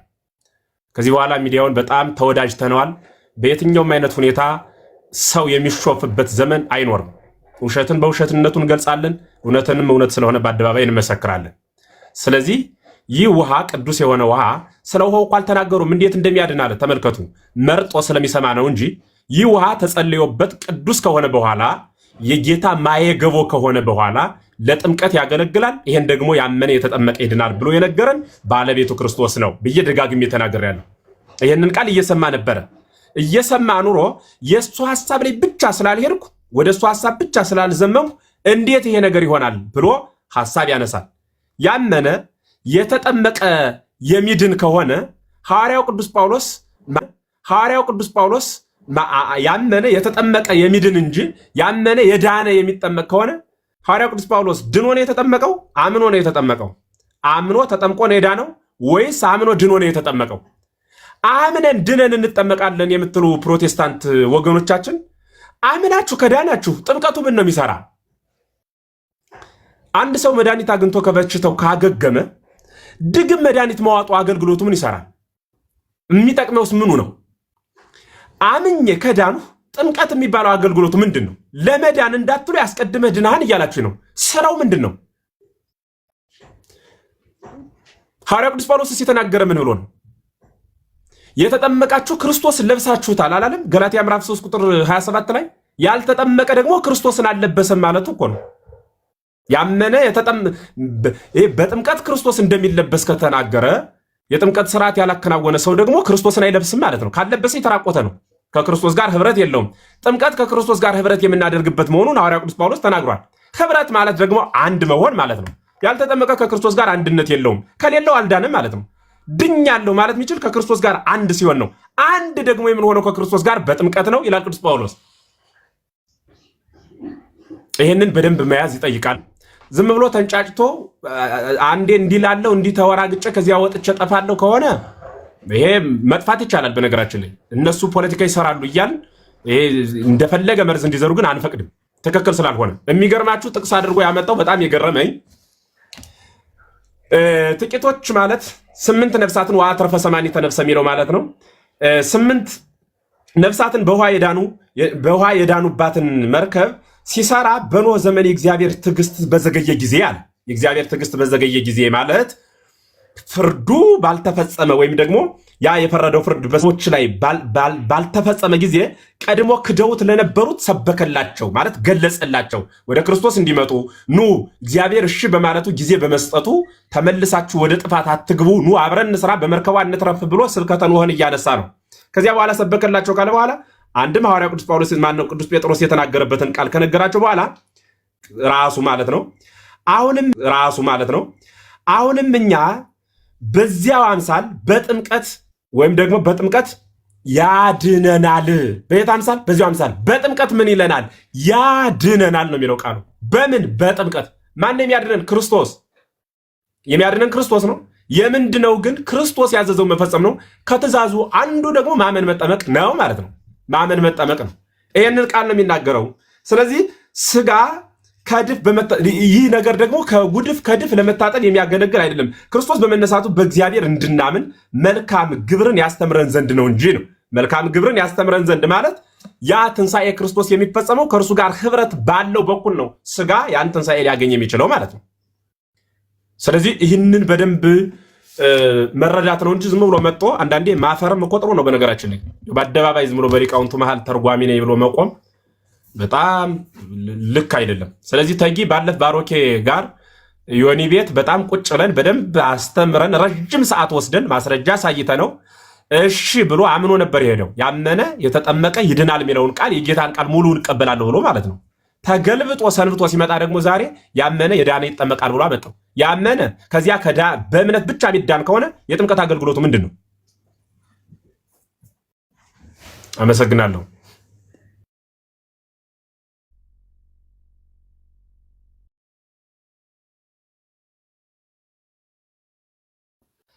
ቃለ ሕይወት ያሰማልን መምህር፣ እግዚአብሔር ይስጥልን። ሰው ድኖ ይጠመቃል የሚል ጥቅስ አምጣልኝ ሲባል ይህም ጥምቀት አሁን ያድነናል የሚል ጥቅስ ይሄ ነው። በቃ የገጠመን እንደዚህ ካለ ነገር እንደዚህ ካለ ሰው ጋር ነው። ይሄ ነው በቃ የሚጠቅሱት ጥቅስ ራሳቸውን የሚመታ ማለት ነው። እና ይገርማል። ሊቀ ጉባኤ ሰላም ለእርሶ ይሁን። ባሮክ እና ብሩክ አረበኛ ስም ደግሞ ያለውን ሰው ሁላችሁንም ሰላም በሉና ቀጥሎ አስተያየት ስጡበትና እንጨርሳለን። አባታችን እግዚአብሔር ፍታማይ ስራ ጤያት ይፍቱኝ ባርኩኝ። ሁላችሁ መምህር ኤፍሬም፣ ወንድሞች እህቶች፣ ከታች ያላችሁ ሁላችሁ እንዴት ረፈዳችሁ? እንደየሰዓት አቆጣጠራችሁ እንዴት? እግዚአብሔር ይመስገን፣ እግዚአብሔር ይመስገን፣ እግዚአብሔር ይመስገን፣ እግዚአብሔር ይመስገን። እሺ ብሩክ ቀጥል። እሺ አባቶቻችን ይፍቱኝ ባርኩ። ቀሲስ ሁላችሁም ሰላም ናችሁ? እንዴት አላችሁ? ቃለ ሕይወት ያሰማልን። መምህር ኤፍሬም እግዚአብሔር ይስጥልኝ። ባሮክ አለ እንዴ? ጠፍተሃል እኮ ባሮክ። ባለፈው ድንቅ ስትሰብክ ሰማሁ። እዚያ ዮኒ ማኛ ጋር ነው መሰለኝ። እንዴት አላችሁ? ቀሲስ ይፍቱኝ አወረድከው፣ ዘረፍክ ነው የሚባለው የዚያን ቀን እንደ ቅኔ ማለት ነው። የእውነት ቆንጆ ትምህርት ነው ያስተማርክ። እያዳመጥኩ ነበረ፣ ስደነቅ ነበረ። ቃለ ሕይወት ያሰማለን። ደህና ነህ? እግዚአብሔር አምላክ ይመስገን። ቀሲስዬ እንዴት አሉልኝ? ይባርኩኝ፣ ይፍቱኝ፣ ይባርኩኝ የኔ አባት። መምህርዬ ቃለ ሕይወት ያሰማልን። መምህር ኤፍሬም ሁላችሁም ሰላም ብያለሁ። ሞክሼ ማረይ መምህርም አሉ። ሁላችሁም እዚህ ውስጥ ያላችሁ እህቶች ወንድሞች ሁላችሁም ሰላም ብያለሁ። ከእግዚአብሔር ከአባታችን ከጌታችንም ከኢየሱስ ክርስቶስ ጸጋና ሰላም ከሁላችንም ጋር ይሁን። እንዴት አላችሁልኝ? መቼ ለታ የሚገርመው ነገር አሁን እንግዲህ የሆነች ነገር ነበብ ሲያደርግ የሚደግፉ የመሰለውን የተሳሳተውን ሀሳብ ይዞ መጣ። ቀሲስ ዲበኩሉም እንዳሉት ራሱን የሚመታውን ጥቅስ ይዞ መጣ። ቃል በቃል እያንዳንዱን ያመናቸው የነበራቸውን በቃ እንደዚህ ነው። ብዙ ፕሮቴስታንቶች እንዲህ ናቸው ማለት ከስር ለምትሰሙ ሁላችሁ እንድታስተውሉት ከጥያቄ ለመሸሽ ወይንም ከሆነ አጣብቂኝ ለመውጣት ያምናሉ። ልክ እንደ መጽሐፍ ቅዱስ እንደ ቃሉ ይሆናሉ። በህዝብ ሁሉ ፊት በሌሎች በሰማይ በሚሰሙት ሰዎች ፊት ቃሉን እንደሚቀበሉ አክት ያደርጉና ትንሽ ከቆዩ በኋላ ምን እንደመልሶ እንደሚንጸናወታቸው አላውቅም። እግዚአብሔር አምላክ እንደው ይድረስላቸውና ከትንሽ ደቂቆች በኋላ ወይም ደግሞ ከሆነ ሰዓታት በኋላ ደግማችሁ በጠይቋቸው ያንን አምነውት የነበሩትን ነገር መልሰው ሲገዱት እናያለን። ከሆነ ቀናት በኋላማ ከመጣ አዲስም ነገር ጨምረውበት ይመጣሉ። ልክ አሁን ዛሬ እንዳደረገው ማለት ነውና እንደዚህ ነው በቃ ያላቸው አረዳድ። የሆነ አስተምህሮ አላቸው ለመጽሐፍ ቅዱሱ ቃል ወይም ደግሞ ለጌታችን ቃል ሳይሆን ተአማኝነታቸው የሆነ ሰው የጀመረው የሆነ ሰዓት ላይ የመጣ አስተምህሮን ይዞ ይመጣሉ። ከዛ በኋላ ለዛ ለፓስተራቸው ታማኝ ይሆናሉ ማለት ነው። ለመጋቢያቸው እንጂ ህይወትን የሚሰጠውን እውነተኛውን ቃል በዛ ቢመላለሱበት ቤታቸውን ባለት ላይ መስራት በሚችሉበት በእውነተኛው ቃል ተመስርተው ደግሞ ያንንም ደግሞ ለመፈጸም ሲዘጋጁ አንመለከታቸውም። እና ይህንን ነገር ነው የምናየው እየተመለከትንም ያለ ነው። እግዚአብሔር አምላክ ይድረስላቸው። መምህር ኤፍሬም በድጋሚ ቃል ያሰማልን። ቀሲስ ዲበኩሉም እንደዛው ሁላችሁንም ሰላም ብያለሁ። እግዚአብሔር ያክብርልኝ። ቀሲዬ ግሩም ባሮኪ ቃልዮት ያሰማልን። ቃልዮት ያሰማልን። ጤና ጋር ይስጥልን። ብሩክ ቀጥል። ያው ጥያቄውና መልሶ አልተገናኘም። ቅድም መምህር ሲጠይቁት የነበረው ጥያቄ መጽሐፍ እንደሚል ያመነ የተጠመቀም ይድናል ነው የሚለውና የእሱ ደግሞ አቋም አይ ሰው ድኖ ነው የሚጠመቀው የሚል ስለነበር እሱ የገዛ ሀሳብ ነው ወይንስ ደግሞ ማስረጃ አለ? ስለዚህ ማስረጃ ካለ ከመጽሐፍ ቅዱስ አሳየኝ ሲሉት ነው ወደ አንደኛ ጴጥሮስ ምዕራፍ 3 ቁጥር 20 ላይ የሄደው። በነገራችን ላይ ክፍሉን የተረዳበትና ሊናገር የሞከረበት መንገድ ራሱ መምህር ኤፍሬም ለተነሱበት እውነት ማስረጃ ሆኖ የቀረበ እንጂ እሱ ለተነሳበት ስህተት ማረጋገጫ መሆን አልቻለም። ግን ክፍሉ ላይ በዋናነት ማስተዋል ያለብን ምንድን ነው? በጥምቀት ምሳሌ ሆኖ አሁንም ያድነናል ሲል ለምንድን ነው ከኖህ መርከብ ጋር ያገናኘው ምሳሌውን? ቅዱስ ጴጥሮስ ለምን አገናኘው ካልን እውነትም ያ ጊዜ የወረደው ውሃ ያጠፋቸው ሰዎች እንዳሉ ሁሉ በመርከብ ያሉትን ግን አንሳፎ አድኗቸዋል። ይሄ መዘንጋት የለበትም። ለምንድን ነው ታዲያ አሁን ከጥምቀት ጋር ምን ያገናኘዋል ካልን አሁን እኛ ጥምቀት ያድናል ብለን ስንናገር በቤተ ክርስቲያን የሚፈጸመውን ጥምቀት ነው ያድናል እያልን ያለ ነው። የዳኑት በመርከብ ውስጥ ያሉት እንደሆኑ ሁሉ ጥምቀት አሁንም የሚያድነው በቤተ ክርስቲያን ውስጥ ሲፈጸም ነው። ያ ውሃ ያጠፋቸው ሰዎች አሉ። እንደገና ደግሞ ኖህንና ቤተሰቦቹን በመርከብ አሳፎ አድኗቸዋል። ስለዚህ ስለ ጥምቀት ስናወራ ከቤተ ክርስቲያን ውጭ ሆኖ ሰው በአብ በወልድ በመንፈስ ቅዱስ ስም ጠርቶ ስላጠመቀ ብቻ ጥምቀቱ ሪጀኔሬሽን ወይንም ደግሞ ሪሚሽን ኦፍ ሲን ይሰጣል እያልን አይደለም። መፈጸም ያለበት ድነቱም የሚከናወነው በቤተ ክርስቲያን ሲፈጸም ነው። ቅዱስ ጴጥሮስም ነገርየውን የህብረ አምሳል ወይንም ታይፖሎጂካል አድርጎን ያመጣው እንጂ እንደው ጥምቀት አያድንም ለማለት የተናገረበት አይደለም። ጥምቀትን ደግሞ እኛ እንደሚታወቀው ከክርስቶስ ሞትና ትንሣኤ ጋር ህብረት የምናደርግበት እንጂ የምንነጥለው አይደለም። አንዲት ከሆነች ከክርስቶስ ሞት ጋር አንዲት ጥምቀት ተሰኝታ በዛች ከክርስቶስ ሞት ጋር በአንዲት ጥምቀት ህብረት እናደርጋለን። ሐዋርያው ቅዱስ ጳውሎስ ወደ ሮሜ ሰዎች በላከው መልእክቱ ላይ ምዕራፍ 6 ላይ ሲናገር የተናገረው ይሄንን ነው። የተጠመቅን ሁላችን ከክርስቶስ ሞት ጋር አንድ እንሆን ዘንድ እንደተጠመቅን አታውቁምን? ስለዚህ ጥምቀቱ ከክርስቶስ ደም የተለየ አይደለም። ጥምቀቱ ከክርስቶስ ሞት የተለየ አይደለም። ጥምቀቱ ከክርስቶስ ትንሣኤ የተለየ አይደለም። በጥምቀት የምናገኛቸው ጸጋዎች በክርስቶስ ሞትና ትንሣኤ የተገኙ ናቸው። ስለዚህ ሐዋርያው ቅዱስ ጳውሎስ ግልጽ አድርጎ ነው የተናገረው። ጥምቀትንም እኮ በነገራችን ላይ አንዲት ጥምቀት የምንለው ለምንድን ነው? ታላቁ ጎርጎርዮስ ሲናገር የክርስቶስ ጥምቀት ለምንድን ነው አንዲት የተባለችው? ምክንያቱም ክርስቶስ ለሁላችን ቤዛ ስለ ኃጢአታችን ደግሞ ማስተስሪያ ሆኖ ራሱን አሳልፎ የሰጠው በአንዲት ሞት ነው። ስለዚህ ከአንዲት ሞቱ ጋር ደግሞ ህብረት የምናደርገው በአንዲት ጥምቀት ነው ማለት ነው።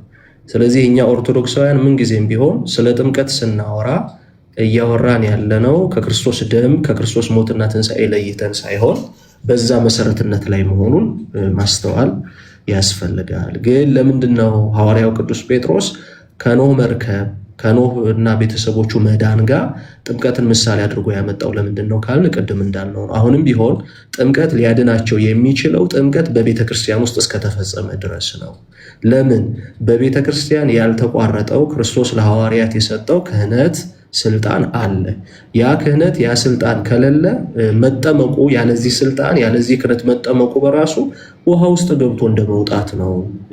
እድፍን እንደማንጻት እንጂ ለህሊና በጎ መንጻት እንደሚፈጸም ስርዓት ወይንም ደግሞ ምስጢር አይሆንልንም ማለት ነው። እና ቢቆይ ጥሩ ነበር። እኔ እንዳይወጣ ያልኩት ጉዳዩን ወደዛ ደረጃ ሲያሳድገው የነበረው መውጣት ስለፈለገ ነው። ምንም ግልጽ ነበረ። በዛ ደረጃ ንግግር ሲያደርግ የነበረው እንዲወጣ ውጣ ተብሎ እንዲወጣ ፖለቲካ ለመስራት ካልሆነ በስተቀር በሐሳብ ቆይቶ መሞገስ ስላልቻለ ነው አንድ ሁለት ተናግሮ ወደታች መውረድ የፈለገው። ለዛ ነው ቆይ እንዳይወርድ ሲል የነበረው ፍላጎቱ እንደዛ ስለነበር ነው። በድጋሚ መምህራችን ቃለ ሕይወት ያሰማልን። አመሰግናለሁ። እናመሰግናለን።